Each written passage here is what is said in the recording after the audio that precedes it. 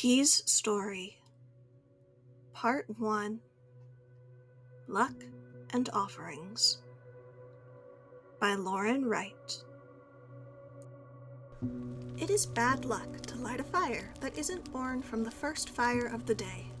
Key had already planned out the wording of his wish, bought a candle for the wish, blue for blessing, blue for luck, and set the shrine for the wishing on the surface of his desk. All was prepared, and now all he had to do was wait. He groaned and flopped himself back upon the tangle of blankets that made up his bed. Soon enough, the day would begin as it usually did. Already he could hear it approach.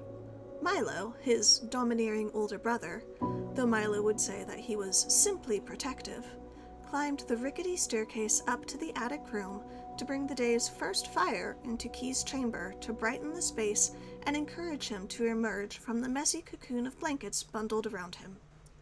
As he did every morning, Milo tutted at the state of Key's small chamber, paper, scrolls, and quills scattered upon the surface of his desk, and again at the ink staining Key's fingers.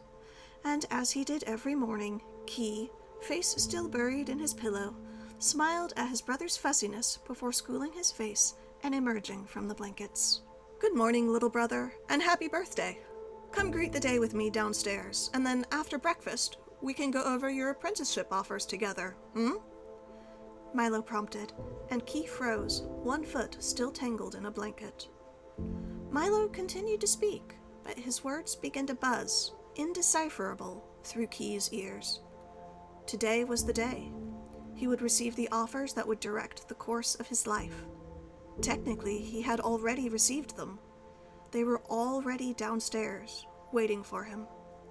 He shook the blanket off his foot, bundled the mess back onto his mattress, and moved to his small desk. He picked up the blue candle and lit it with the taper from the lantern that held the small fire Milo had lit for him. Key held his breath and made his wish, that one of the offers downstairs was from the Archivist's Guild. Master Oleander had seemed pleased, or at least not displeased, which was often much the same with the grumpy old master, with the last transcription Key had delivered. And his last apprentice had just begun his journeying 3 months ago, so the master was available to teach. Key had scrimped and saved for almost a year to afford the ink he was planning on using to draft his acceptance letter. He knew the aging master was particular about the pigmentation. He held his breath until his vision started going spotty. Then Key released it, blowing out the candle's flame with it. His wish given flight, he made himself presentable. Or as presentable as he ever really was, with hair that refused to be neatly tamed, and clothes that, though finely made, were just a bit too large for his scrawny frame. He looked himself over briefly in a slightly cloudy mirror of polished brass, judged himself presentable enough, and stepped over to the same desk drawer that he had pulled the candle from. He pressed on a back corner and popped the false bottom up, then reached in to retrieve an intricately tied knot of bright red and black thread. He stepped quietly over to the little gable window and hooked the knot on a protruding nail just above the opening, letting the knot sway ever so gently before it stilled. Satisfied, Key quickly made his way down the narrow staircase. As Key descended from his little attic haven, a warm aroma of fresh bread and sweet syrup filled his senses. Milo must have saved for weeks and haggled a great deal to get the ingredients for Key's favorite breakfast at this time of year. He entered the kitchen and hugged Milo tightly around the waist. Never mind the flowery apron that his big brother wore. Milo returned the embrace and leaned down to kiss the top of Key's head. "It's your birthday, and that means we celebrate." Key kept the embrace for a moment longer, before releasing his brother and sitting down to enjoy the breakfast Milo had prepared. Afterward, licking the last of the sticky sweet syrup from his fingers, Key watched as Milo cleared away the last of the dishes and packaged the leftovers for a later snack before the elder brother rejoined Key at the table, 3 beautifully scripted envelopes in hand. Key knew what they would each say, with small variations. Greetings to Key, third son of House Finnier. It is with esteemed pleasure that we extend our hand in invitation. Your reputation and reports of your talent have reached our ears, and we find ourselves moved to offer a path toward knowledge and mystery. As an apprentice, you shall have the privilege of learning our art, the secrets of creation that our guild holds dear. Accept this invitation and embark upon a journey of discipline and craft. You shall become ours, and we shall become yours. Our halls shall shelter you, our guild become your sanctuary. With hope, we beckon you to unity. Each letter would be signed by the master who had spoken for him and stamped with the guild's seal. Hesitantly, Key opened the first. The offer came from Master Corian of the Dyers Guild. Milo huffed when Key passed the letter over after his own perusal.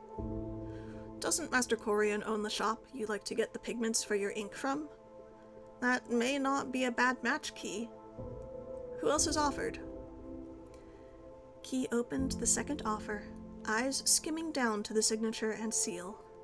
Master Leonora of the Weavers Guild. Milo exclaimed happily, "A fourth-rank master? And you'd be working in my guild, Key. You couldn't ask for a better offer than this."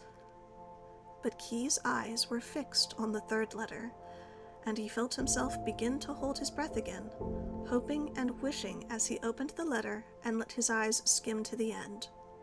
His breath whooshed out, and he passed the final letter to Milo, who took it and blustered, his voice going deep with offense.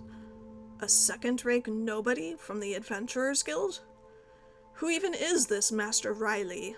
This is practically an insult, not even worth the paper and ink it's written with." Milo's voice faded away into static as Key sat and stared. Master Oleander didn't offer. None of the archivists did. Key swallowed hard, counting his breaths and feeling his heartbeat throughout his body. He realized that Milo wasn't talking anymore, that a silence hung in the room, heavy with unspoken words. Key's anxiety churned within him as he wrestled with the divergence of his dreams from reality. Milo reached across the small table and touched Key's hand. "You know, sometimes the path we're meant to take isn't the one we planned." Key glanced at his brother, seeking solace in those familiar blue eyes. Milo gripped Key's hand now, anchoring them both to this moment. "The guilds are only paths, Key, not destinies. You have 3 days to make your choice. Don't feel like you have to rush into this. Take the time you need, and when you're ready, I'll go with you to register your choice at the..." Milo cleared his throat before continuing. "At the archives." He met Key's gaze with sympathy.